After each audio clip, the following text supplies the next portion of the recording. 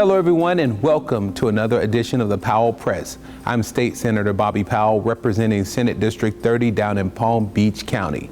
And this week, for the 2019 legislative session, I had the opportunity to move two of my bills through the committee process.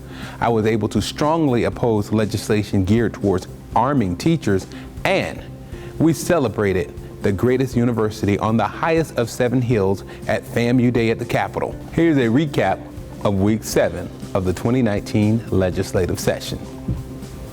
This week, we had major movement on our direct file legislation. The bill passed unanimously through the Subcommittee on Appropriations for Criminal and Civil Justice and moved on to the Full Appropriations Committee, where it was amended onto the Criminal Justice Package and now moves to the floor.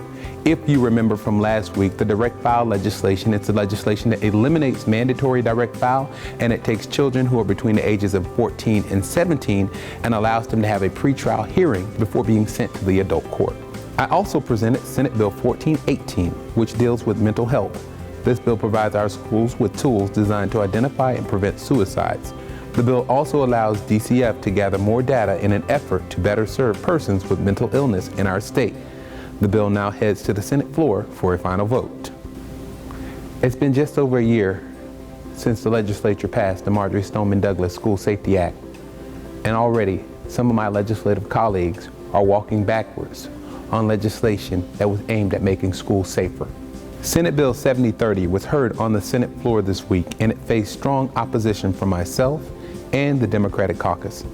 Although the bill does have good provisions aimed at improving school safety, it also allows teachers to carry guns on campus if certain provisions are met.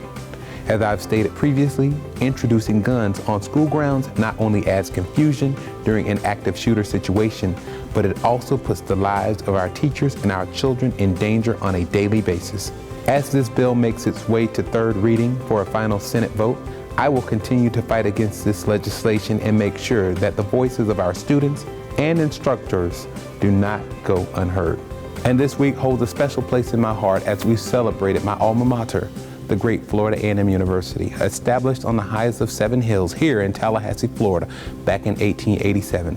FAMU is one of the greatest HBCUs in the nation.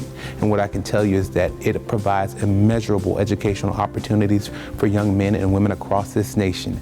I was proud to sponsor a resolution designating April 18, 2019 as FAMU Day in the state of Florida, a resolution that I was proud to present to Dr. Larry Robinson at the reception celebrating FAMU here at the Capitol. All right, ladies and gentlemen, that's our recap of week 7 of the 2019 legislative session. Join us next week as we talk about week 8 of the legislative session. We'll be talking about the budget conference, what's happening, what we got in, what we don't have in, and also we'll talk about the end of session, which will be coming in week 9. Ladies and gentlemen, remember this: a life of service is indeed a life that counts. Once again, Powell out.